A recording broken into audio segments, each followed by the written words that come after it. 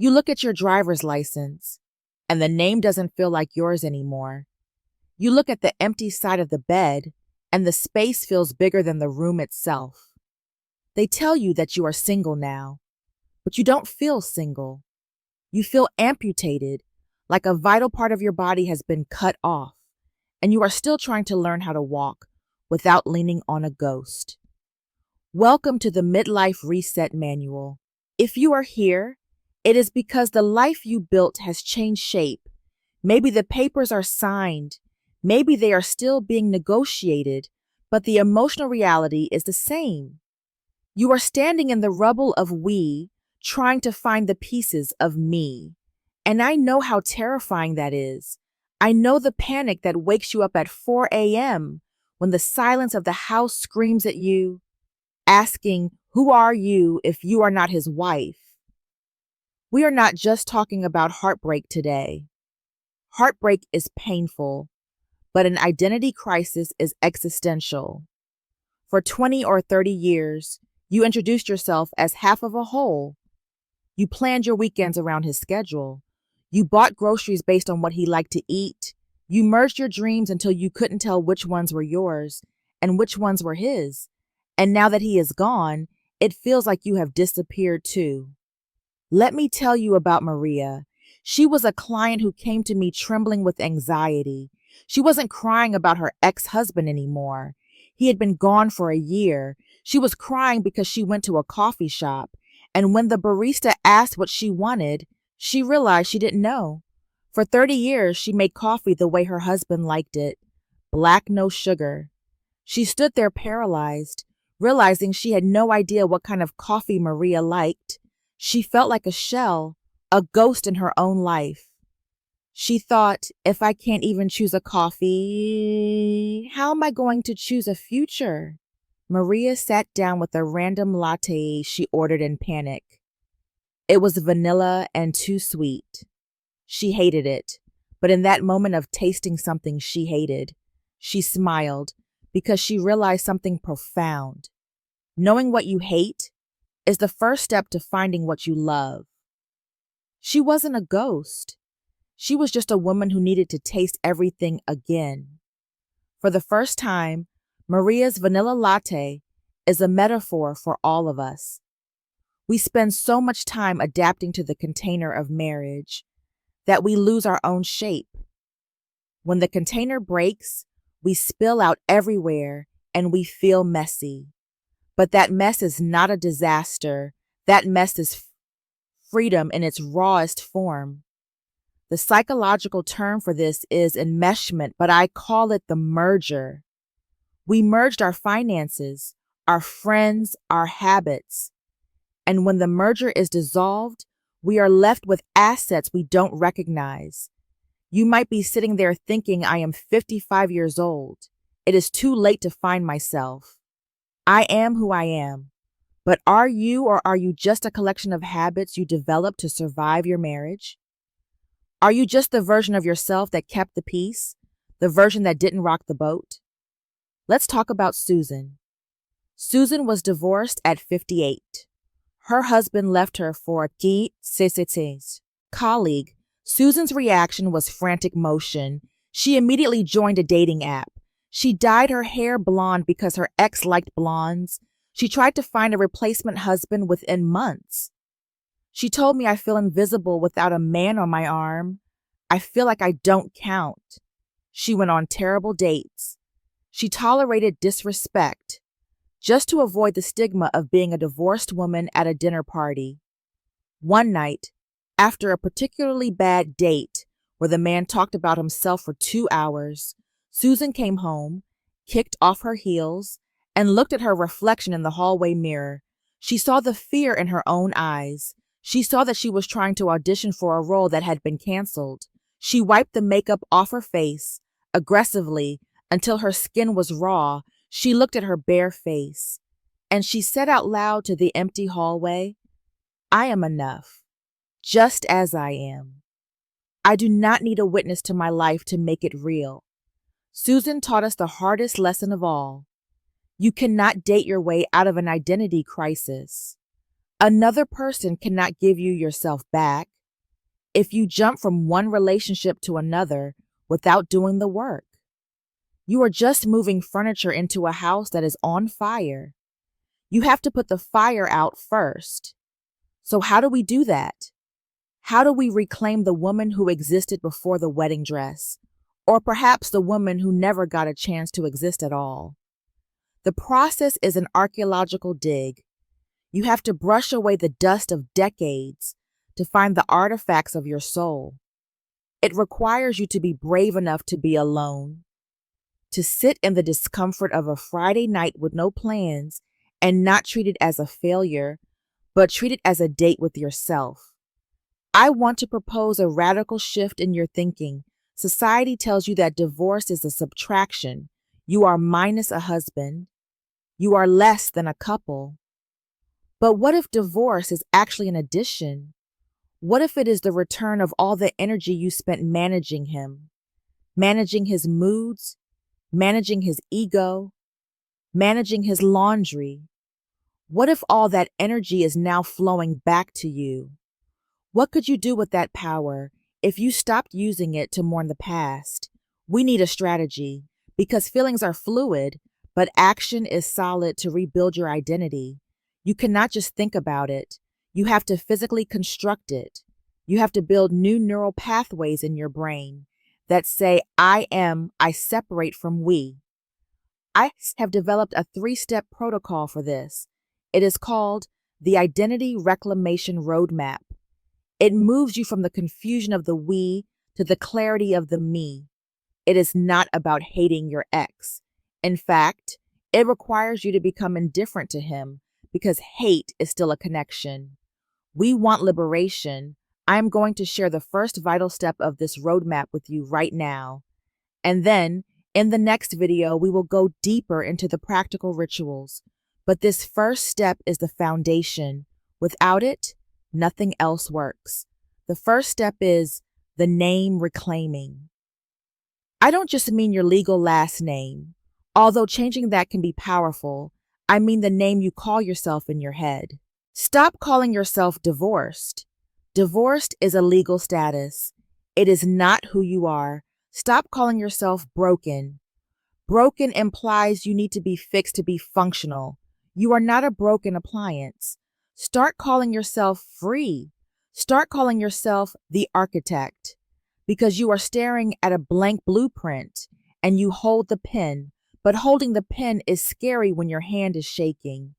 I know you want to know exactly what to write. You want to know how to fill the empty hours, how to handle the mutual friends who picked his side, how to walk into a room alone and hold your head up high. There are specific tools for this, tools that turn the loneliness into solitude and the fear into excitement. I'm going to give you the specific rituals in the next part. Rituals that will help you date yourself, romance yourself, and fall in love with the woman in the mirror. But before we go there, I need you to make a pact with me. Press that subscribe button as a promise to yourself that you are not giving up. Turn on the notifications because the next video is the instruction manual for your new life, and you are going to want to take notes. The second step in the roadmap requires you to leave the house. It is called the solo excursion. This is where the rubber meets the road because for years, you probably didn't go anywhere alone. You went as a couple or you didn't go at all. So the world feels like a place designed for 2 restaurants, have tables for 2. Hotel rooms are priced for 2. Walking into that world alone feels like walking onto a stage naked. But you have to do it, not to find someone else, but to find out who you are when nobody's watching. I want you to take yourself on a date this week. I mean, a real date. Put on lipstick. Wear the dress you love, not the sensible shoes, the ones that make you feel tall. Go to a museum, go to a cinema, go to a restaurant and ask for a table for one, and sit there without your phone. Do not use your phone as a shield against the awkwardness. When you sit there, You will feel the eyes of strangers. You will project your insecurity onto them. You will think they are pitying me. They think I have been stood up. They think I am lonely. Let them think that, because while they are thinking, you are eating the food you chose, you are drinking the wine you like, and you are realizing that the roof did not cave in. You are realizing that your company is actually delightful. This brings us back to Susan, the woman who was frantically dating to fill the void. She finally took the challenge. She went to a jazz club alone. She was terrified. She sat at the bar holding her drink like a lifeline. But after 20 minutes, something shifted. She stopped scanning the room for a potential husband. She started listening to the saxophone. She started tapping her foot. She realized she loved jazz. Her ex-husband hated jazz. He called it noise.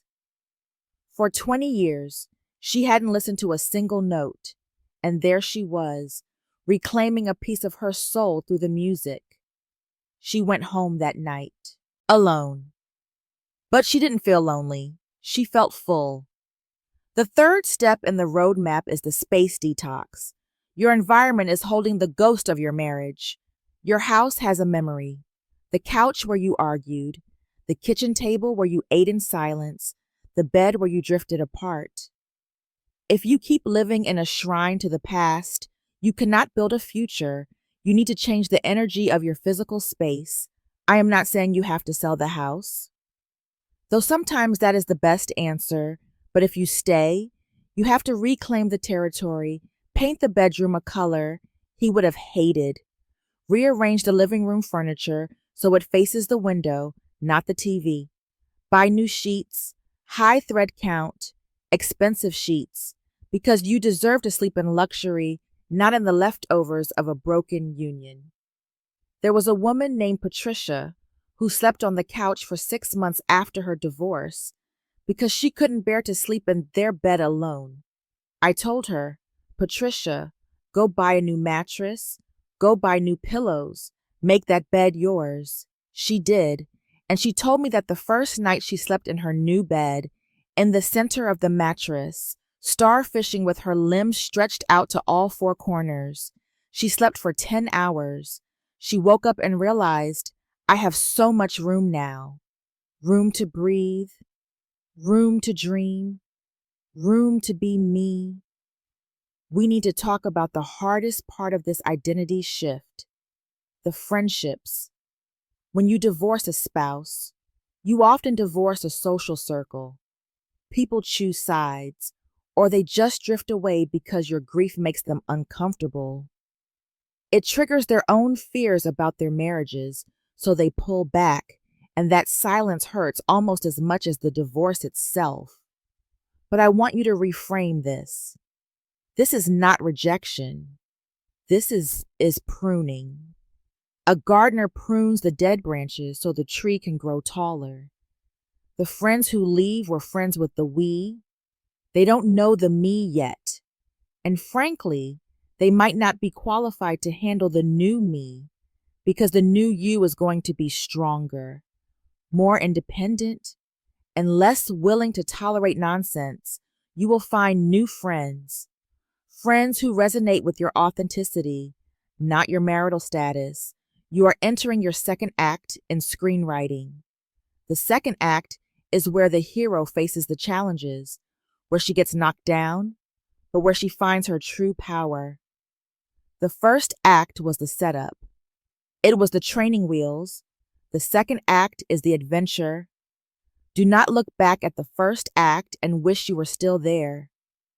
You are a different person then. Younger, more naive person. You have wisdom now.